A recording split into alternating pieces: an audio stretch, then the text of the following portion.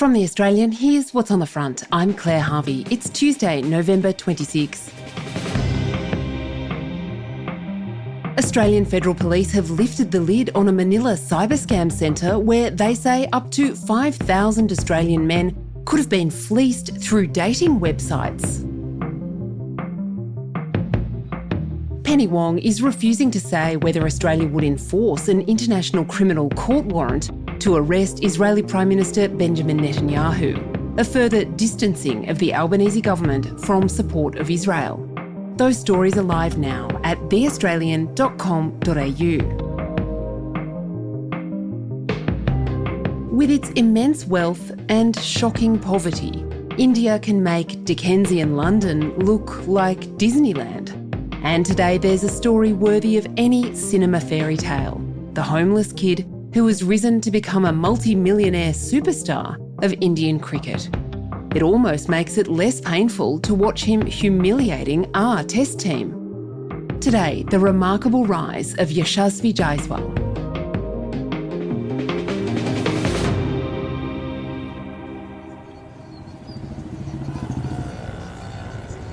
In the vast, glorious, fragrant chaos of India, on every street corner and every bit of green space, you'll see kids playing cricket. One of those, a 10-year-old boy, boards a train with his dad, setting out from the northern state of Uttar Pradesh, bound for Mumbai, 1,000 kilometres away.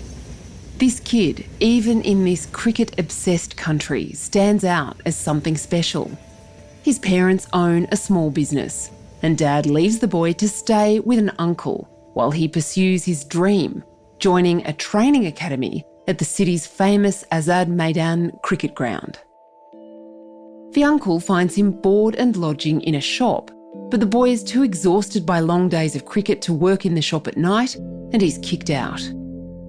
His parents urge him to come home, but the boy is determined to stay in the big city. And so he moves into a tent on the outskirts of the cricket ground, sleeping alongside the groundsmen and greenkeepers. There's no electricity or running water. Sometimes he has to beg for food. Other times he earns a few rupees helping the local street food vendors sell their snacks. I can't think of anything more rags to more riches than this. This is The Australian's Will Swanton. It's such an amazing fairy tale. It's got, movie scripts written all over it. This young boy is Yashasvi Jaiswal. Eventually, into the despair steps a coach, Jawala Singh, who sees young Jaiswal in the nets at Azad Maidan. Singh knows what it's like to be a penniless young player sleeping rough. He invites Jaiswal, then 12, to live with his family and takes him on as a student. Now, Jaiswal is 22, a multi-millionaire and the undisputed superstar of the Indian Test team, scoring 161 runs and a standing ovation from the crowd in the weekend's first test of the Border Gavaskar Trophy in Perth. Oh, well. When you have someone like Yashasvi Jaiswal, that's your ground. The Indian crowd are loving this talented young man, Yashasvi Jaiswal. Wow, what a shot.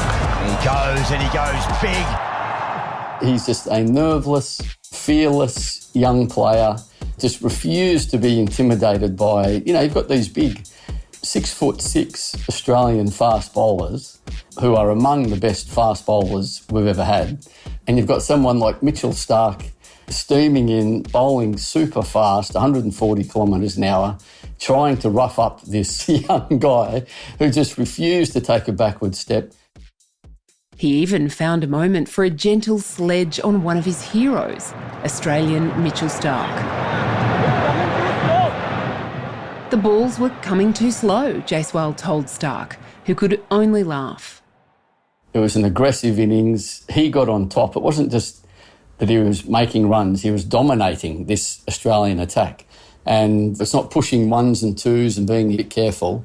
He was just throwing himself out of his shoes, throwing the bat at the ball, hitting boundary after boundary, hitting sixes. And that's the great blessing for, world cricket, for Indian cricket, but also for this series, that this new young lion that India has is not just successful, but he does it in an entertaining manner. In interviews over the years, Jaiswal has seemed emotional, speaking about what he went through. In 2018, he said, "The gardeners didn't behave well with me. Others beat me." He described having no bat of his own and having to borrow every bit of gear. That is the biggest motivation I have. I'm really blessed to have these opportunities, and I'm ready for it mentally, physically. I want to play fearless and I want to enjoy.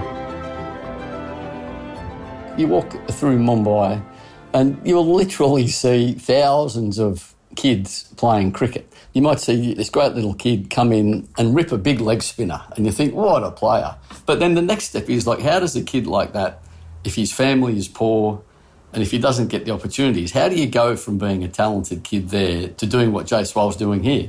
And it sounds like there's a much bigger talent identification program happening now in India. And the great dream in India, and it's a beautiful thing when you see it, the great dream for every Indian boy and girl is to play cricket for their country. But someone like Jaiswal is living proof that it's possible. I always trust me and I always believe in me that, okay, whatever is going to come, I'm going to go and enjoy and be fearless. I will go and take a brave decisions. Always this is my mindset, and always I feel like what is required for my team, I will try and do that. And yeah, that's all. But they just seem to have this endless production line of truly brilliant cricketers. And I guess when you have a population that size, and when the vast majority of the population is playing cricket, perhaps it shouldn't surprise us that there's going to be a couple of diamonds pop up every 5 or 10 years.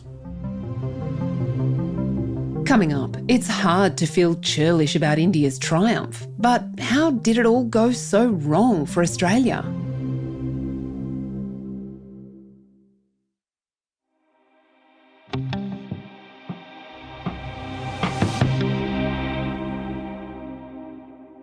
India has wiped the floor with Australia in the first test.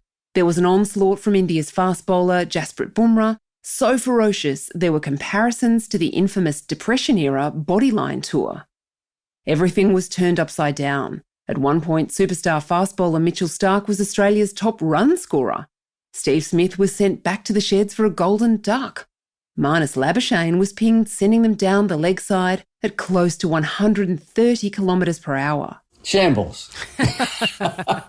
That's Will Swanton. So, what went wrong? Well, it really was a strange build-up. The whole theory was to have the players as fresh as possible. And I'm sure that is backfired because it seemed like a lot of them prepared for the test by, almost playing as little cricket as humanly possible. If the Australians were complacent, it wasn't really surprising. The Indians had just come from New Zealand, where the Kiwis walloped them 3-0. Around the same time, Australia's other great cricketing rival, the English, were being humiliated by Scotland. So it's been a strange start to the season, and there was a lot riding on the first test of the Border Gavaskar Trophy for both teams. On the first day, Australia had skittled India for 150. It was all looking fantastic. Australia's top order toppled twice as fast. Will says alarm bells started ringing when top-billed players like Pat Cummins, Mitch Starc and Josh Hazlewood were absent from the one-day series decider against Pakistan earlier this month. So that was the night Pat Cummins was at the Coldplay concert in Sydney, and everyone thought the main man of Australian cricket, on the night the Australian cricket team is playing a big one-day game in Perth, like why is Pat Cummins at a Coldplay concert kind of thing? And that was all part of keeping them fresh before the first test. And Steve Waugh said before this test, we're about to find out they'll either be super fresh or just completely underdone. And it's been the latter. There's no energy in the field, no chat. We love that great old Australian feistiness, I think, in our cricketers. That kind of aura of being up for it and for having a crack and, giving opposition teams a hard time. But somehow India has had all the charisma and all the momentum, and they're more enthusiastic, and they just seem like more of an upbeat team than the Australians. Are you preparing for a depressing summer ahead, or do you think they can lift? They'll be stung by this. I actually think there'll be a classic 4 tests coming up after this. There's some fantastic players in this Australian team. They'll be stung. If it come day 1 of the next test in Adelaide, it'll be fantastic viewing. Will Swanton is a senior sports writer with The Australian. We've got the best coverage of cricket featuring Will, Ben Horn and our columnist Bharat Sundaresan. Check us out at theaustralian.com.au.